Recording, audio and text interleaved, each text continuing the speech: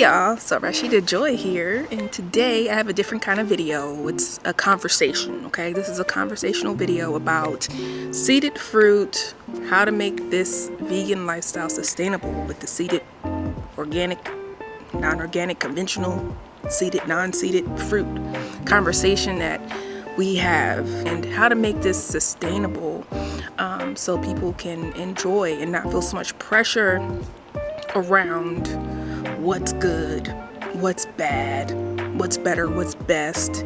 And I just wanted to have this conversation with you guys. So give this video a thumbs up, subscribe to the channel, and let's get into this video. Okay, so seeded fruit, right? If you're new to this holistic type of lifestyle, we yearn for seeded fruits. Seeded watermelons, seeded grapes, lemons with seeds, key limes. So that takes you into a bit of the alkaline vegan community, right? Where Dr. Sebi started telling us about seeded fruit and how important that is, right? And seeded fruit is very important. If you have the option at the grocery store between seeded grapes and seedless grapes, I would love for you to opt for the seeded grapes. The seeds have the nutrients from the soil. The seeds draw the iron, the magnesium, the calcium from the soil into the fruit. So imagine having fruit with no seeds. You're missing a lot of the nutritional benefits that would be in a fruit with seeds. Also, the seeds, you should eat them, right? They are a part of the fiber of the fruit, which then in turn makes sure that the fructose digests slower into your body, because fruit sugar is great. Fruit sugar is wonderful, but you do want it to digest slowly, so the seeds help it digest more slowly. Ooh, child, I had to fix my wig. If you guys haven't seen my video on hair and wigs and weaves while working out, I'll put a link here. Check that video out, because you guys know I love a good wig. So now that we got that out the way on why we need to eat seeded fruit, right? We're clear on why we need to eat seeded fruit, because they have phytonutrients, plant-based nutrients, have more fiber through eating the skin and eating the seeds. And the last thing I didn't really mention about eating seeded fruit is, I guess, the spiritual part of eating seeded fruit. So we all have a seed, right? You have a womb, or you have a scrotum that has sperm seeds, right? We're put here on earth to be able to reproduce. So fruits, animals, doesn't make any difference, right? All should be able to reproduce. That's how you reproduce, through a seed. So when a fruit does not have a seed, it means it's genetically modified, okay? There's a difference between like a Dr. Sebi's list of hybrid and genetically modified foods and fruits versus the USDA list of hybrid or genetically modified fruits. All right, it took me a really long time to understand that when it comes to following this holistic lifestyle. If you came in being plant-based under Dr. Sebi, it took me a while to understand. But they're saying that this is GMO, and they're saying that this is not GMO, but it's not on Dr. Sebi's list. Like, what is jackfruit? Why doesn't Dr. Sebi have jackfruit on his list of good things to eat, right? And it's because jackfruit is a mate between, I think it's like a pineapple and a banana, and they made a jackfruit, okay?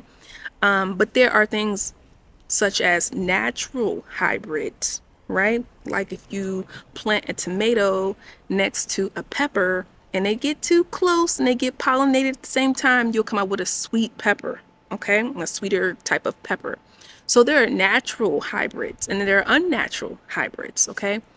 But getting past that point, because I don't want to dig too deep into the GMO and the non-GMO, I really want you to be able to go to the grocery store, choose something that you know is going to be good for you according to your budget, according to your dietary plans, and be able to distinguish what's better and what's best.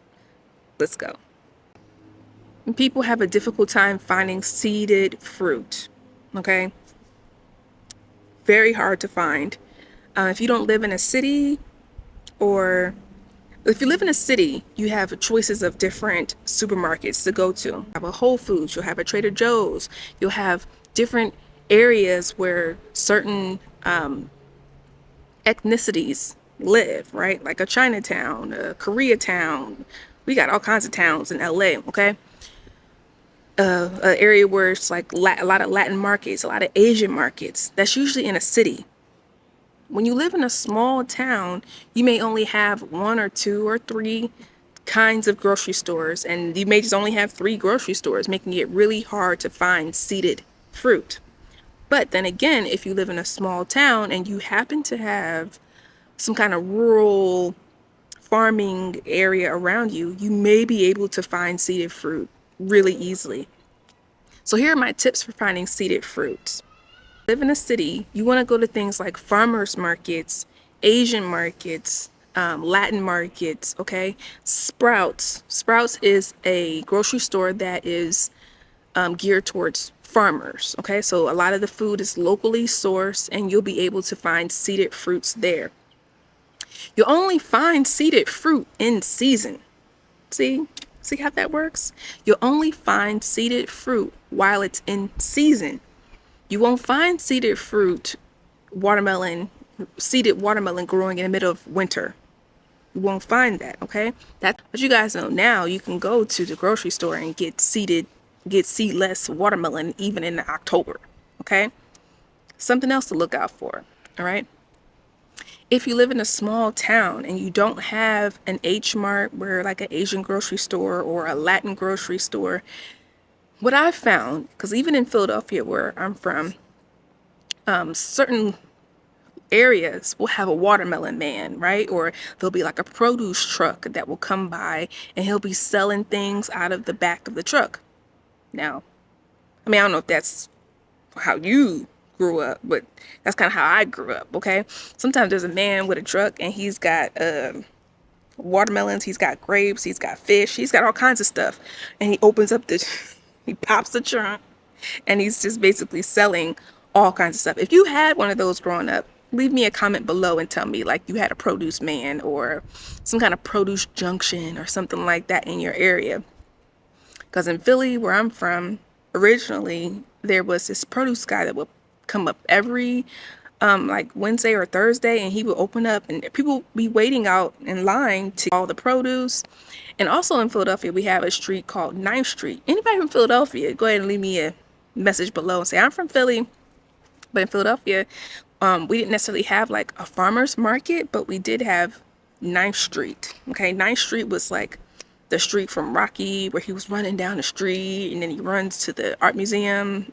But that whole street was nothing but produce and meat market. It's like a meat market, but they sold produce and all kinds of like fresh local produce. That in your area where you can find a place where they sell fresh produce, they'll have like a meat market or something like that, stay away from that part, but they'll have fresh produce, they'll have fresh fruit, and they're selling it. People that cannot find seeded fruit, they get really frustrated because they just think like, oh, if it's not seeded, I don't want it. And I don't want you to have that type of lifestyle where you feel that if it's not seeded fruit, you can't have fruit, okay? I'm going to break it down to where you can have fruit even when it's not seeded. I'm going to tell you the best things to do. If you're in your grocery store, make sure you get organic fruits, okay? So organic fruits are best, right? Because they're not sprayed with toxic pesticides, herbicides, and fungicides, okay? So opt for organic. That can look like organic grapes, right? And when you're picking grapes, you want to get the most melanated grapes that you can find. So that looks like the really dark purple grapes, all right? You're going to find more nutrients in the skin, more fiber from the skin than getting, the light grapes, all right? And then please try not to fall for the organic cotton candy type grapes. All right, we're trying to keep it as natural as possible. Like if pineapple is naturally yellow or kind of white, like why would we want to eat pink watermelon? Okay, so keeping it as natural as possible, grab organic. The other tip that I have is to make sure that you eat locally, right? So if you can't find organic grapes and you got a taste for grapes, when you go to your farmer's market or you go to your Sprouts, opt for local berries, local fruits, local apples, right? It'll say local on it, right? Which is very important. That means that all of the nutrients, all of the things that's in your area, right, that will help you with things like allergies as well, it will be locally sourced, right? Also, local means that it didn't come from Costa Rica or Peru to get to where you're at. It means it wasn't sprayed to ripen. It means it was ripened naturally, right? Which is also really, really good for your fruit. So if you can't find organic, go local. If you find organic and local, that's great. If you find seeded fruit that is not organic, go ahead and get that. Go ahead and get that, all right? And then just make sure you wash it off very, very well. Anytime you eat the skin of a fruit, please try your very best to make it organic. So that looks like if you're eating strawberries, blueberries, raspberries, you eat the skin, there's no skin to peel off. Those most definitely need to be organic. If you don't eat the skin, like a lemon or a lime, you peel the skin off, wash it off really, really good, right? With a little bit of apple cider vinegar or regular vinegar, baking soda, and then you peel the skin off. The reason why I stress that you wash the skin, even if it's not organic, and if you don't plan on eating the skin, is because as soon as you cut your knife through an orange or through a lemon that has pesticides on it, it gets right on the inside. So make sure you wash it off really well, and then you can go ahead and the non-organic, which we call conventional lemon or lime.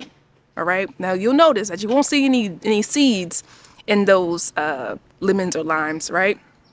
The ones that have pesticides on them.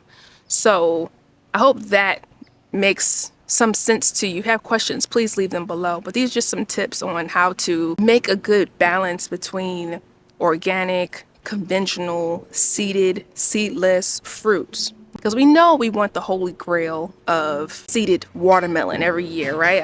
I love seeded watermelon. Matter of fact, I thought I had an allergy to watermelon for many, many years. And then when I found seeded watermelon, I had no allergy. I didn't get nauseous or anything. For a long time, I used to eat watermelon growing up, and it'd be seedless because we thought that seedless was an easier way of eating fruit. And I would throw up. And I never know, like when you throw up from something, it's like you never want that again. And that's how I felt about watermelon for a long time. And then when I went plant-based, something said, try the seeded watermelon. And I had no reaction to it. No, none of those things that used to happen to me when I used to eat seedless watermelon. Okay, so buy local, check out your farmers markets, see if you have a Sprouts in your area, a H Mart, an Asian market, a Latin market, and you'll be able to find different varieties of fruit and fresh fruit. Now, speaking of different varieties of fruit, sometimes you'll go to like your Ralph's, your Vons, your Acme, and you'll see certain fruits like star fruit or jackfruit or passion fruit. If you see those fruits, and of course they're going to be conventional, they're not going to be organic, try them, okay? Most likely they didn't use a bunch of pesticides on them. Most likely they flew them from a different country for you to try. But I never want you to be afraid to try different fruits or have different fruits just because they're not organic. I feel like I went through that for a long time where I was just like afraid to eat something that wasn't on Dr. Sebi's list, or afraid that because it wasn't organic, it wasn't good for me. And that really made an imbalance in my diet and in my life. Okay. We can always talk more about organic versus non-organic, but it's really just up to a choice that you make when you're in the grocery store. It's just a choice. Like, okay, spinach should be organic, opt to buy the organic spinach. But if your recipe calls for spinach and there is none, what's the best option, right? Frozen. Go ahead and get that frozen organic spinach, okay? So sometimes berries and certain foods can be really expensive fresh. You can always go and buy it frozen organic and save a ton of money, okay? There are some things where I'm like, yeah, that absolutely needs to be organic. And I'll put a link below to the Dirty Dozen list. And I really try to stick to that, you know, like I love cherries. Cherries might be one of my most favorite American fruits, okay? Because I love fruits from different countries. Like, I will try fruit anywhere. Maybe I should insert some pictures of me in Bali right here trying different fruits. But I will try fruit anywhere. When I travel, I always go for the fruit. But my favorite American fruit, like easy to find fruit, are cherries. And cherries are something that must be organic. So sometimes I don't get them as often as I would like because they're expensive too.